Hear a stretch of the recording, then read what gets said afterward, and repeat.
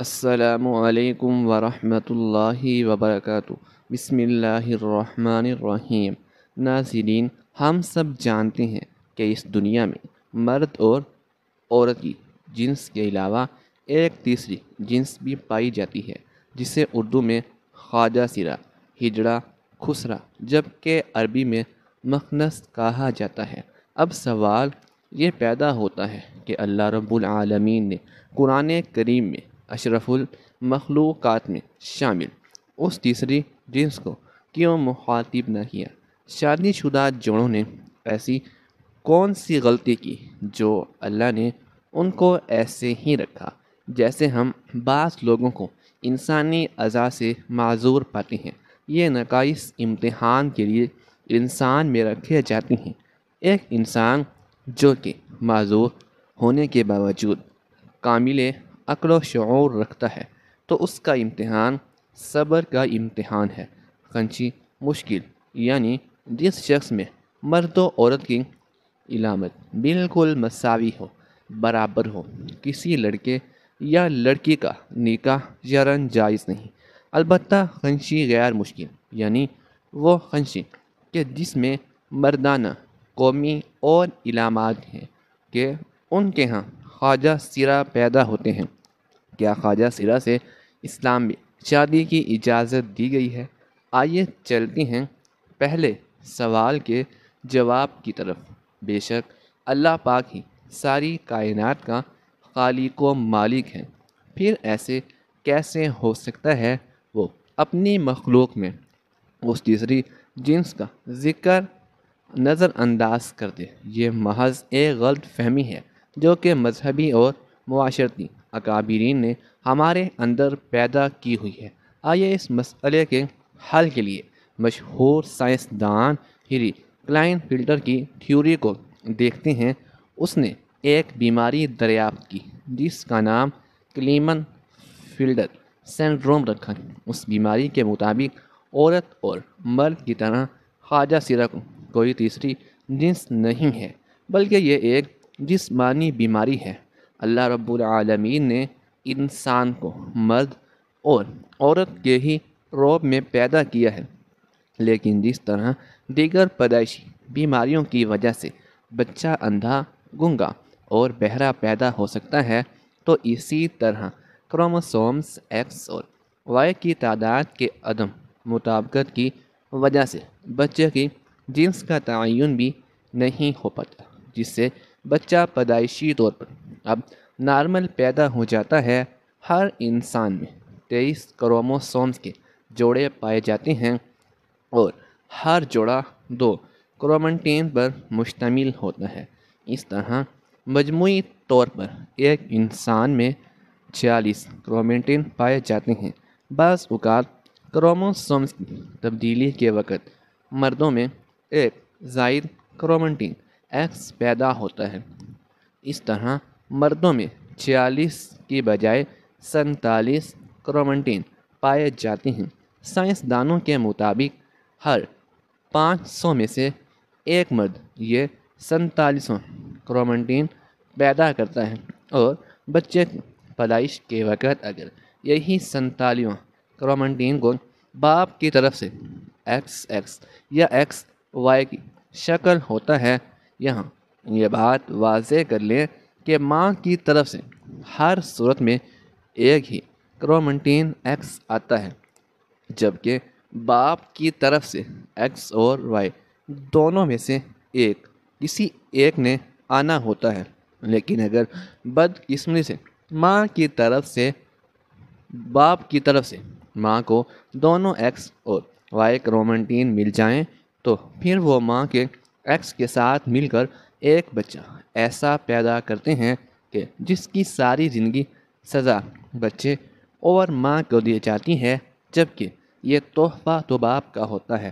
لیکن اسلامی نقطۂ نظر سے امام ابو الفرح طرطوسی کتاب تحریر الفواحش میں حضرت ابن عباس رضی اللہ تعالی عنہ سے ایک روایت نقل کرتے ہیں۔ حضرت ابن عباس رضی اللہ تعالی عنہ نے فرمایا کہ ہجڑے جنات کی اولاد ہیں۔ کسی نے حضرت ابن عباس رضی اللہ تعالی عنہ سے دریافت کیا کہ یہ کیسے ہو سکتا ہے، تو آپ رضی اللہ تعالی عنہ نے فرمایا کہ اللہ تعالی اور اس کے رسول صلی اللہ تعالی علیہ وآلہ وسلم نے آدمی کو حالت حیض میں بیوی سے مباشرت کرنے سے منع کیا۔ جب آدمی حالت حیض میں بیوی کے پاس آتا ہے تو شیطان عورت کی طرف سے پہلے پہنچ جاتا ہے۔ اس لیے ہمارے پیارے نبی حضرت محمد مصطفیٰ صلی اللہ تعالی علیہ وآلہ وسلم نے فرمایا کہ جب تم میں سے کوئی اپنی بیوی کے پاس جائے تو دعا پڑھ لیا کریں، اور وہ دعا ہے اللہ تعالیٰ کے نام کی مدد سے: اے اللہ ہمیں شیطان سے محفوظ رکھ اور ہماری اولاد کو بھی شیطان کے شر سے محفوظ فرما۔ تو اس طرح شیطان انسان کو کوئی نقصان نہیں پہنچا سکتا۔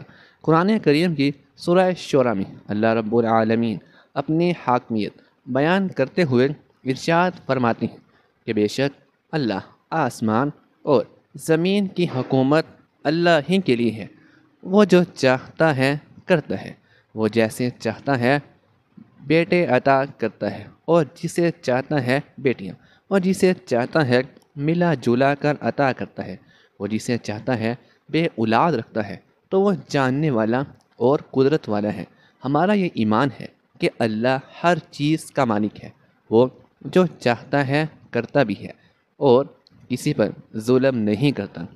آئیے اب تیسرے سوال کا جواب دیتے ہیں کہ ہجڑے سے شادی کی جا سکتی ہے یا نہیں۔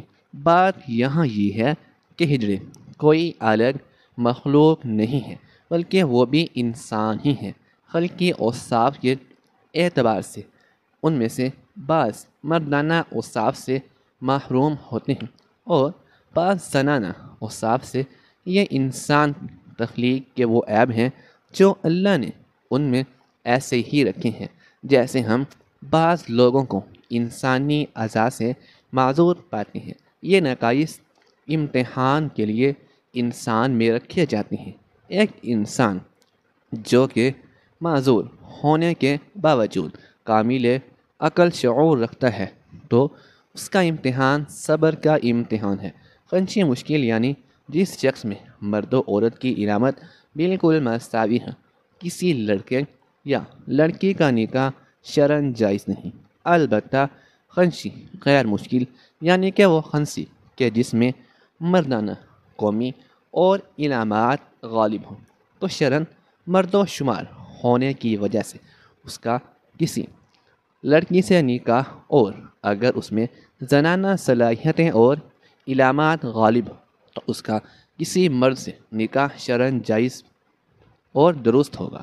ایک دفعہ ایک شخص باب العلم امیر المؤمنین حضرت علی کرم اللہ وجہ الکریم کی بارگاہ میں حاضر ہوا اور عرض کرنے لگا: اے امیر المؤمنین، میرا بھائی ایک خواجہ سرا کی محبت میں گرفتار ہو گیا ہے۔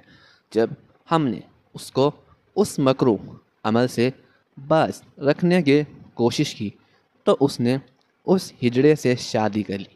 اب آپ بتائیے کہ کیا یہ نکاح جائز ہے؟ جب یہ معاملہ حضرت علی رضی اللہ تعالی عنہ کے سامنے پیش کیا گیا تو آپ رضی اللہ تعالی عنہ نے خواجہ سرا سے دریافت کیا کہ تمہاری مشابہت مرد کی طرح ہے یا عورت جیسی ہے؟ خواجہ سرا نے بتایا کہ مجھ میں مرد اور عورت دونوں کی خصوصیت پائی، مجھے ماہواری بھی آتی ہے اور میں مردوں کی طرح بھی زندگی گزارتا ہوں۔ ایک دفعہ یہودیوں کی ایک جماعت حضرت علی رضی اللہ تعالی عنہ کے پاس آئی اور وہ حضرت علی کرم اللہ وجہ الکریم کے علم اور دانائی کے مقام سے واقف تھے۔ ناظرین، یہودی اس کی جماعت کا نام سربراہ کا نام رسول جالوت تھا۔ اس کی زیر قیادت یہ جماعت حضرت علی رضی اللہ تعالی عنہ کے پاس آئی تھی۔ رسول جالوت بولا: اے علی رضی اللہ تعالی عنہ، ہم لوگوں نے آپ کے علم کا بہت چرچا سنا ہے۔ حضرت علی کرم اللہ وجہ الکریم مسکرا کر بولے: تو کیا اس بات کی تصدیق کرنے آئے ہو؟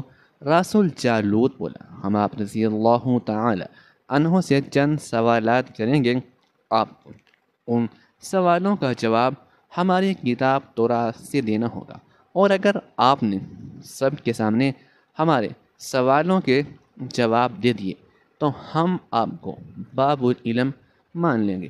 حضرت علی رضی اللہ تعالی عنہ نے مسکرا کے جواب دیا، میں فی الحال اس بات سے بالکل غافل ہوں کہ تم لوگ کیا سوالات کرو گے اور تم کیا سوچ کے آئے ہو۔ اگر میں تمہارے سوالوں کے جواب دینے میں کامیاب و کامران ہو گیا تو کیا تم لوگ دین اسلام قبول کرو گے؟ یہودی اس بات پر آمادہ ہو گئے کہ اگر ان کے تمام سوالوں کے جواب انہیں تورات سے مل گئے تو وہ یہودی مذہب چھوڑ کر اسلام قبول کر لیں گے، اور یہ اس بات کی دلیل ہوگی کہ جن سے آپ نے علم سیکھا ہے وہ یقیناً اللہ رب العالمین کی طرف سے بھیجے گئے سچے نبی ہیں۔ ناظرین، اب تمام معاملات طے پا چکے تھے اور پورا مجمع خاموش ہو کر بیٹھ چکا تھا۔ سوالوں کا سلسلہ شروع ہوا۔ یہودی عالم رسول جالوت نے مجمع کی جانب دیکھا اور علم کے تکبر سے بھرپور لہجے میں سوال کیا، اے علی رضی اللہ تعالی عنہ، یہ بتائیے کہ وہ کون سی چیز ہے جو خدا کے لیے نہیں ہے۔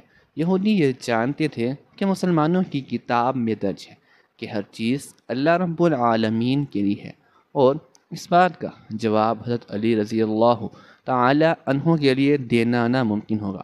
مجمع میں بیٹھے تمام افراد سوچ میں ڈوب گئے کہ کائنات میں کوئی ایسی چیز بھی ہے جو اللہ کے لیے نہ ہو۔ تب حضرت علی رضی اللہ تعالی عنہ نے بغیر کسی توقف کے فرمایا کہ تم جاننا چاہتے ہو کہ وہ کون سی چیز ہے جو اللہ رب العالمین کے لیے نہیں ہے، تو اس کا جواب شرک ہے۔ اللہ ہر شرک سے پاک ہے۔ تمام مجمع جو بیٹھا سن رہا تھا بے سختہ واہ واہ کہہ اٹھا۔ ناظرین، اب رسول جالوت نے دوسرا سوال کیا، اے علی رضی اللہ تعالی عنہ، یہ بتائیے کہ وہ کون سی جگہ ہے جہاں اللہ موجود نہیں ہے۔ حضرت علی نے اس کو فوراً جواب دیا کہ اللہ تعالی ہر جگہ موجود ہے۔ اس پر رسول جالوت بولا، اس سوال کا جواب آپ ہماری کتاب سے دیں۔ حضرت علی رضی اللہ تعالی عنہ نے فرمایا کہ کیا تمہاری کتاب میں یہ نہیں لکھا ہے کہ حضرت موسیٰ علیہ السلام کے پاس ایک فرشتہ آیا اور حضرت موسیٰ علیہ السلام نے اس سے پوچھا کہ تم کہاں سے آئے ہو؟ تو اس نے جواب دیا کہ میں 7ویں آسمان سے آپ علیہ السلام کے پاس حاضر ہوا ہوں۔ اتنے میں حضرت موسیٰ علیہ السلام کے پاس دوسرا فرشتہ آیا۔ حضرت موسیٰ علیہ السلام نے اس سے پوچھا کہ تم کہاں سے آئے ہو؟ تو اس نے جواب دیا کہ میں زمین کے 7ویں طبق سے آپ علیہ السلام کے پاس حاضر ہوا ہوں۔ حضرت موسیٰ علیہ السلام نے پہلے فرشتے سے پوچھا، 7ویں آسمان میں تمہارے قریب کون تھا؟ فرشتے نے جواب دیا، میرے قریب میرا رب تھا۔ حضرت موسیٰ علیہ السلام نے زمین سے آنے والے دوسرے فرشتے سے پوچھا، تمہارے قریب کون تھا؟ اس نے جواب دیا، میرے قریب میرا رب تھا۔ تو اس سے یہ معلوم ہوا کہ بلندیوں کی انتہا ہو یا گہرائیوں کی انتہا ہو، اللہ رب العزت ہر جگہ موجود ہے۔ ناظرین، رسول جالوت اب تھوڑا گھبرا گیا تھا یہ دیکھ کر کہ حضرت علی رضی اللہ تعالی عنہ نے اس کے سوالوں کے جواب اس کی کتاب سے ہی دے دیے تھے۔ اب اس نے حضرت علی کرم اللہ وجہ الکریم سے تیسرا سوال پوچھا، اے علی رضی اللہ تعالی عنہ، یہ بتائیے کہ وہ کون سی چیز ہے جو خدا کے قریب نہیں ہے۔ حضرت علی رضی اللہ تعالی عنہ نے فرمایا کہ ظلم ایک ایسی چیز ہے جو میرے رب کے قریب نہیں ہے۔ ناظرین، اب رسول جالوت نے بے درب پہ شکست کھانے کے بعد اپنے سوالوں کا زاویہ بدل لیا۔ اب اس نے علمی سوال کے بجائے تاریخی اور سائنسی سوالوں کی طرف اپنا رخ موڑ لیا، اور بہت ہی تکبر بھرے انداز میں اس نے پوچھا، اے علی رضی اللہ تعالی عنہ، اس چشمے کا نام بتائیں جو زمین پر پہلی مرتبہ جاری ہوا۔ حضرت علی کرم اللہ وجہ الکریم بولے کہ اس چشمے کو چھوڑو، پہلے بتاؤ کہ تمہارے دل میں کیا ہے، اور تمہارے دل میں یہ ہے کہ وہ چشمہ بیت المقدس کی ایک چٹان کے نیچے۔ رسول جالوت کے منہ سے بے ساختہ ہاں نکلا، اور حضرت علی رضی اللہ تعالی عنہ بولے کہ آج اپنی اصلاح کر لو، کیونکہ زمین پر بہنے والا پہلا چشمہ وہ نہیں ہے جسے تم لوگ سمجھتے ہو، بلکہ زمین پر بہنے والا پہلا چشمہ وہ ہے جس سے حضرت خضر علیہ السلام نے پانی پیا، اور یہی وہ چشمہ ہے جس سے آب حیات جاری ہوا۔ ناظرین، رسول جالوت اب مزید گھبرا گیا تھا۔ اس نے اس گھبراہٹ میں حضرت علی رضی اللہ تعالی عنہ سے ایک اور تاریخی سوال کیا، اے علی رضی اللہ تعالی عنہ، یہ بتائیے کہ وہ کون سا پتھر ہے جو آسمان سے پہلی دفعہ اتارا گیا؟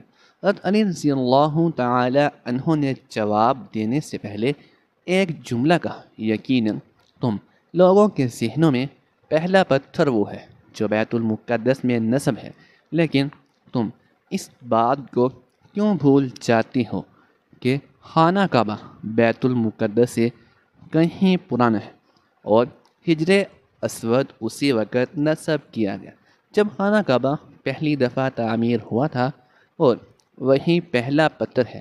یہودی آپ کے جوابات سن کر ہمت نہ کر سکے کہ انہیں غلط قرار دیں، کیونکہ آپ ان کے جوابات انتہائی دلیل کے ساتھ دے رہے تھے اور ان کی اصلاح بھی کرتے جا رہے تھے۔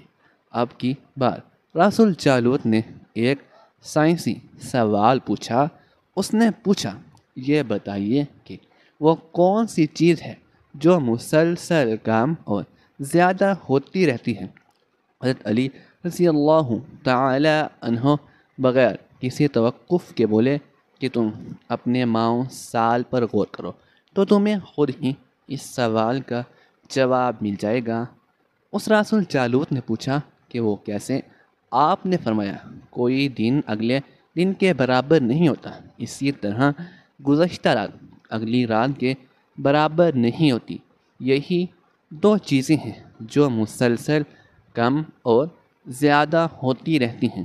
رسول جالوت نے جواب سن کر حضرت علی رضی اللہ تعالی عنہ سے ایک اور سوال کیا کہ زندہ رہنے کی پہچان سانس لینا ہے، کیا کائنات میں کوئی چیز ایسی بھی ہے جو سانس لیتی ہے مگر زندہ نہیں؟ حضرت علی رضی اللہ تعالی عنہ نے فرمایا کہ صبح جب نکلتی ہے تو سانس لیتی ہے، حالانکہ صبح کے بعد نہ روح ہے نہ جان۔ یہ سن کر وہ جلدی جلدی بولا، اچھا یہ بتائیے کہ دنیا میں کون سی جگہ ہے جہاں سورج کی کرنیں ایک دفعہ تو پڑیں لیکن دوبارہ اس جگہ کبھی سورج کی کرنیں نہیں پہنچ سکتی؟ حضرت علی رضی اللہ تعالی عنہ نے فرمایا، یہ سمندر کی وہ جگہ ہے جہاں سے حضرت موسیٰ علیہ السلام اور ان کی قوم گزری تھی، اور سمندر اللہ تعالیٰ کے حکم سے دو حصوں میں تقسیم ہو گیا تھا۔ اب اس قافلے کے گزرتے ہوئے سورج کی کرنیں اس جگہ ضرور پڑی تھی، لیکن اس کے بعد سورج کی کرنیں کبھی بھی وہاں نہیں پہنچ سکیں۔ ناظرین، جواب پاتی ہی اس نے حضرت علی رضی اللہ تعالی عنہ سے پھر سوال کیا کہ یہ بتائیں کہ وہ کون سی دو چیزیں ہیں جو ہمیشہ غائب رہتی ہیں، اور وہ کون سی دو چیزیں ہیں جو ہمیشہ حاضر و ناظر رہتی ہیں؟ حضرت علی رضی اللہ تعالی عنہ نے فرمایا کہ زمین آسمان اور زمین کی طرف دیکھو تو یہ دونوں تمہیں کبھی غائب نظر نہیں آئیں گے، یہ دونوں ہمیشہ حاضر رہتے ہیں، اور موت اور زندگی کو ڈھونڈو تو تمہیں ان کے بارے میں کبھی پتہ نہیں چلے گا کہ وہ کہاں ہیں اور کب آ جاتی ہیں۔ اگلا سوال رسول جالوت نے یہ کیا کہ علی رضی اللہ تعالی عنہ یہ بتائیے کہ وہ کون سی چیز ہے جس کا خالق خود اللہ ہے، مگر اس کے بارے میں خود سوال بھی کرتا ہے۔ حضرت علی رضی اللہ تعالی عنہ بولے حضرت موسیٰ علیہ السلام کی عصا کا خالق خود اللہ رب العالمین ہے، اور اس عصا کے بارے میں اس نے خود حضرت موسیٰ علیہ السلام سے سوال بھی کیا اور پوچھا موسیٰ آپ کے ہاتھ میں یہ کیا ہے؟ پھر اس نے اگلا سوال کیا کہ بیت المقدس کا ذی حیات کرتے ہیں، لیکن اس بے جان چیز کے بارے میں بتائیں جس نے بیت المقدس کا طواف کیا۔ حضرت علی رضی اللہ تعالی عنہ نے بولے توقف کیا کہ کشتی نوح ایک ایسی بے جان چیز ہے جو طوفان کے دوران اس مقام پر پہنچی جہاں بیت اللہ ہے، تو اس نے اس کے گرد 7 چکر لگائے۔ رسول جالوت نے باب العلم حضرت علی رضی اللہ تعالی عنہ سے کئی سوال کیے اور تمام کے جواب آپ رضی اللہ تعالی عنہ نے بالکل ٹھیک بلا تکفف دیے۔ تو مجمع میں بیٹھے ایک یہودی بولا کہ حضرت دنیا میں ہر شخص سوچ کے جواب دیتا ہے، لیکن آپ تو ہر سوال کا جواب بلا تکفف دے رہے ہیں۔ حضرت علی رضی اللہ تعالی عنہ نے اس سوال کے بدلے اس یہودی سے ایک سوال کیا، بتاؤ تمہارے ہاتھ میں کتنی انگلیاں ہیں؟ اس نے فوراً جواب دیا 5۔ حضرت علی رضی اللہ تعالی عنہ نے فرمایا تو نبی تو فوراً میرے سوال کا جواب دے دیا۔ اس یہودی نے کہا یا علی رضی اللہ تعالی عنہ ایک ایسی بات ہوئی، مجھے معلوم ہے کہ میرے ہاتھ میں 5 انگلیاں ہیں۔ یہ سن کر حضرت علی رضی اللہ تعالی عنہ نے مسکراتے ہوئے کہا کہ مجھے بھی یہ سارے علم ایسے ہی معلوم ہے جیسے تجھے یہ معلوم ہے کہ ہاتھ میں 5 انگلیاں ہیں۔ یہ سن کر حضرت علی رضی اللہ تعالی عنہ نے مسکراتے ہوئے کہا مجھے بھی یہ سارے علم ایسے ہی ہیں جیسے تجھے معلوم ہے، تیرے ہاتھ میں 5 انگلیاں ہیں۔ یہودی نادان نہیں جانتے تھے حضرت موسیٰ علیہ السلام کے پاس ایک فرشتہ آیا۔ حضرت موسیٰ علیہ السلام نے اس سے پوچھا تم کہاں سے آئے ہو؟ تو اس نے جواب دیا کہ میں 7ویں آسمان سے آپ علیہ السلام کے پاس حاضر ہوا ہوں۔ اتنے میں حضرت موسیٰ علیہ السلام کے پاس دوسرا فرشتہ آیا۔ حضرت موسیٰ علیہ السلام نے اس سے پوچھا کہ تم کہاں سے آئے ہو؟ اس نے جواب دیا کہ میں زمین کے 7ویں طبق سے آپ علیہ السلام کے پاس حاضر ہوا ہوں۔ حضرت موسیٰ علیہ السلام نے پہلے فرشتے سے پوچھا 7ویں آسمان میں تمہارے قریب کون تھا؟ فرشتے نے جواب دیا میرے قریب میرا رب تھا۔ حضرت موسیٰ علیہ السلام نے زمین سے آنے والے دوسرے فرشتے سے پوچھا کہ تمہارے قریب کون تھا؟ اس نے جواب دیا میرے قریب میرا رب تھا۔ تو اس سے یہ معلوم ہوا کہ بلندیوں کی انتہا ہو یا گہرائیوں کی انتہا، اللہ رب العزت ہر جگہ موجود ہے۔ باب العلم کے پاس کائنات کے رازوں کا علم ہے، لیکن جب انہیں تمام سوالات کے جوابات ٹھیک مل گئے تو رسول جالوت سمیت تمام گروہ نے کلمہ پڑھا اور سب کے سب دائرہ اسلام میں داخل ہو گئے۔ حضرت علی رضی اللہ تعالی عنہ نے اپنے غلاموں کو حکم دیا کہ اس خواجہ سرا کی دونوں طرف والی پستیاں شمار کریں، اگر بائیں جانے والی ایک پہلی کم دکھائی دے تو پھر اس کو مرد سمجھا جائے گا، ورنہ اس کو عورت ہی تصور کیا جائے گا۔ جب یہ واضح ہو گیا کہ خواجہ سرا کی ایک پسلی کم ہے تو حضرت علی رضی اللہ تعالی عنہ نے فیصلہ صادر فرمایا کہ اسے مرد شمار کیا جائے اور اس کے شوہر اور ان کے درمیان علیحدگی کروا دیں۔ اس طرح خواجہ سرا کی وراثت کا بھی مسئلہ ہے، اگر تو وہ مرد کے مشابہ ہے تو مرد کا حصہ پائے گا، اور اگر عورت کے مشابہ ہے تو عورت کا حصہ پائے گا۔ افسوس کہ ہمارا معاشرہ جو کہ اسلامی معاشرہ کہلاتا ہے، اس میں انہیں عزت و احترام حاصل نہیں جو کہ مرد کو حاصل ہے۔ اسلام میں قدرتی طور پر پیدا ہونے والے ہجڑے بچوں کے لیے وراثت میں حصہ رکھا گیا ہے۔ اس معاملے میں سب سے پہلے والدین کو شعور دینا چاہیے کہ اگر کوئی ایسا بچہ پیدا ہوتا ہے تو صورت میں اسے گھر سے نکالنے کی بجائے معذور سمجھ کر معاشرے کا کارآمد شہری بنانا چاہیے۔ اس سلسلے میں دوسری اور بڑی ذمہ داری حکومت وقت پر عائد ہوتی ہے کہ ان پر جو کام کاج کی دروازے بند ہوتے ہیں، جن کی وجہ سے یہ سڑکوں پر بھیک مانگنے تک مجبور ہو جاتے ہیں، وہ ختم کی جائے۔ اس سلسلے میں قانون تو موجود ہے لیکن عمل کوئی نہیں کرتا۔ بہرحال ہماری آج کی ویڈیو اس سلسلے میں ایک کاوش تھی کہ ان لوگوں کا وہ حق دلوائے جائیں جو کہ باقی شہروں کو حاصل ہیں۔ میری آپ سب سے ریکویسٹ ہے کہ خواجہ سرا کو تحقیق کی نظر سے دیکھنے کی بجائے ان کو بھی عزت اور احترام دیا کریں جیسے کہ معاشرے کے دوسرے افراد کو حاصل ہے۔ اللہ پاک مجھے اور اس ویڈیو کو دیکھنے والے تمام افراد کو کلائن فیلڈر سنڈروم جیسی بیماری سے محفوظ فرمائے اور ہمارا خاتمہ بالخیر فرمائے۔ آمین ثم آمین۔